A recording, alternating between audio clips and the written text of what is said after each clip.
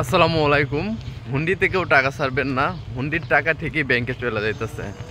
আমি যেই টাকাটা হুন্ডি ব্যবসায়ীর হাতে দিতেছি হুন্ডিতে পাঠানোর জন্য, সেই টাকাটা গুলাম ব্যাংকে চলে যাইতেছে রেমিটেন্স হিসাবে। তো আমি ভাবতেছি যে হুন্ডিতে আপনার আমার টাকা চলে গেছে, কিন্তু না, হুন্ডিতে টাকা যাচ্ছে না, যাচ্ছে ব্যাংকে। কারণ কি জানেন, আমি হুন্ডি ব্যবসায়ীর কাছ থেকে পাইতেছি 6 টাকা, আর হুন্ডি ব্যবসায়ীরা ব্যাংকের কাছ থেকে নিতেছে 6.5 টাকা। লাভে তারা টাকাগুলো ব্যাংকে ছাড়তেছে, কিন্তু আমি গেলাম লস খাইতেছি। দেখা যায় আপনার লস আর দেশের লস, মাঝখানে লাভ হইতেছে কার? হুন্ডিওয়ালার। আপনার আমার কোনো লাভ নাই। তাই আমি সকল প্রবাসীর উদ্দেশ্যে বলতেছি যে কেউ ভাই হুন্ডিতে টাকা পাঠায়েন না। আরেকটা কাহিনী দেখলাম সৌদি আরবে, যে 22 জন লোক এক হুন্ডি ব্যবসায়ীর হাতে টাকা দিচ্ছে, ওই টাকা নিয়ে উধাও হয়ে গেছে। পরে ওই হুন্ডিওয়ালার খোঁজ খবর এখনো পায় নাই।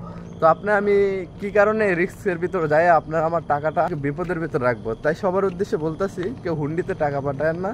আমি অনেক কয়টা নিউজে দেখলাম যে অনেক প্রবাসী হুন্ডিতে টাকা ছাড়ার জন্য হুন্ডি ব্যবসায়ীর কাছে টাকা দিয়ে দিচ্ছে, কিন্তু হুন্ডি ব্যবসায়ীরা লাভ পাইয়া টাকাগুলো ব্যাংকে ছাড়তেছে।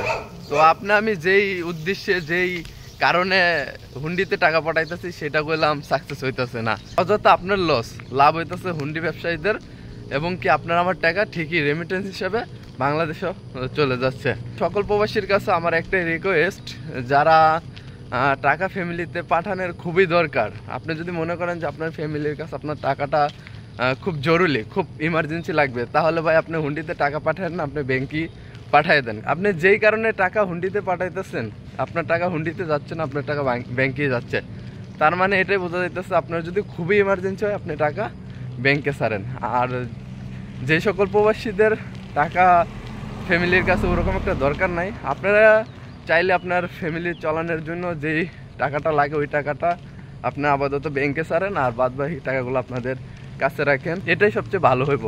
কারণ জমায়া 2-3 মাস পরে একবারে টাকাটা আপনি ব্যাংকেই পাঠান, ব্যাংকের মাধ্যমে টাকা পাঠান, এটা আপনারই লাভ হবে এবং দেশেরও লাভ হবে। অযথা আপনার আমার ক্ষতি করে আরেকজন ভালো থাকবে দেশের কাছে, এটা করা দরকার নাই। কিন্তু আমি ভাবতেছি আপনার টাকা আমার টাকা ঠিকই হুন্ডিতে যাচ্ছে, কিন্তু না ভাই, আমি বারবার বলতেছি না ভাই, হুন্ডিতে আপনার টাকা আমার টাকা যাচ্ছে না। তো সবার উদ্দেশ্যে একটাই রিকোয়েস্ট, ভাই যা করবেন ভেবে চিন্তাই করবেন। কারণ কিছু কিছু মানুষ আছে এখানে আপনারা আমার লোভ লালসতা দেখায়া হুন্ডিতে টাকা পাঠানোর কথাবার্তা বলবে, আমার কাছ থেকে 6 টাকা দামে কিনে নিব, কিন্তু ওনারা করলাম ব্যাংকে ঠিকই 6.5 টাকা পায়া ব্যাংকে ছাইরা দিব।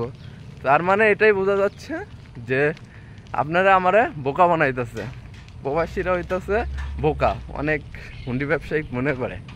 তো আপনার আমার যেটা করার সেটাই করতে হবে। আপনার যদি টাকা না পাঠানোর দরকার পড়ে বাংলাদেশে, তাহলে আপনি টাকা পাঠান না। আর যদি মনে হয় আপনার ইমার্জেন্সি টাকা লাগবে দেশে, তাহলে ভাই আপনি ব্যাংকেই পাঠান। আশা করি সবাই ভিডিওটা বুঝতে পারছেন, আর আজকের ভিডিওটা সবাই শেয়ার করে দেবেন, যাতে প্রবাসীরা সবাই দেখতে পারে যে হুন্ডিতে আমরা যারা টাকা দিচ্ছি, ভাবতেছি আপনার টাকা আমার টাকা হুন্ডিতে যাইতেছি, তারা যেন ভিডিওটা দেখতে পারে। আর ভিডিওটা দেখলে অনেক প্রবাসী এখান থেকে বেরিয়ে আসতে পারবে। সবাই 2-3 মাস ওয়েট করেন, তারপরেই টাকা ছাড়েন। তো ওকে, সবাই ভালো থাকবেন, সুস্থ থাকবেন। আল্লাহ হাফেজ, দেখা হবে নতুন এক ভিডিওতে।